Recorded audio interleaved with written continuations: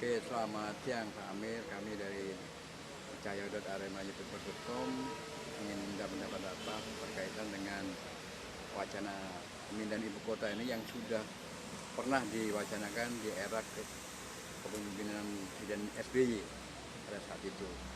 Dan ada jejak digital dari Pak Jokowi yang waktu itu menolak adanya wacana tersebut.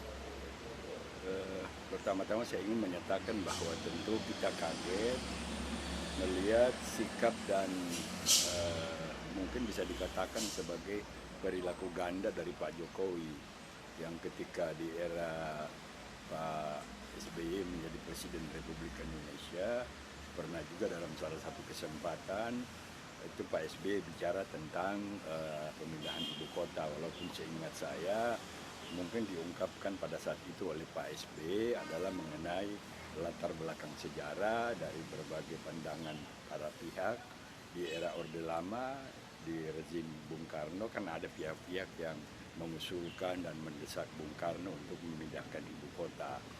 Tapi seperti kita ketahui bahwa untuk merespons berbagai tanggapan, berbagai tuntutan, berbagai pendapat maupun gagasan pada waktu itu, maka pada tahun 1964 Presiden Soekarno bersama-sama dengan DPR GR pada saat itu menerbitkan Undang-Undang Nomor 10 tahun 1964 tentang Jakarta sebagai ibu kota negara. Nah, kalau kita bicara tentang undang-undang itu, maka di sana dapat kita lihat bahwa sebenarnya tidak boleh lagi ada ide, tidak boleh lagi ada gagasan, apalagi keinginan untuk memindahkan ibu kota dari Jakarta ini ke wilayah lain. Nah, pada waktu Pak SBY menyampaikan itu kan Pak Jokowi sendiri sebagai Gubernur DKI Jakarta mempunyai pemikiran yang berbeda, berseberangan dengan Pak SBY dan bahkan mempertanyakan ide itu. Nah, oleh karena itu maka sangat aneh apabila belakangan sekarang ini ketika sudah menjadi presiden, Pak Jokowi menggebu-gebu untuk memindahkan ibu kota. Padahal kemudian timbul isu, timbul rumor, timbul berbagai informasi yang kadang-kadang kebenarannya dipertanyakan, tapi memang kadang-kadang juga ada indikasi-indikasi bahwa informasi itu benar, bahwa gagasan untuk pindah ibu kota ini bukan murni gagasan Pak Jokowi, tapi ada pihak-pihak lain yang sengaja menekan Pak Jokowi atau memperalat Pak Jokowi untuk memindahkan ibu kota ini karena kepentingan-kepentingan lain. Nah, oleh karena itulah saya kira barangkali Pak Jokowi kita himbau, kita harapkan sebagai masyarakat biasa, kita harapkan agar Pak Jokowi jangan memaksakan kehendaknya untuk memindahkan ibu kota, tapi lebih melihat masalah-masalah apa yang sebenarnya selama ini menjadi kepentingan nasional kita sesuai dengan amanat konstitusi negara kita.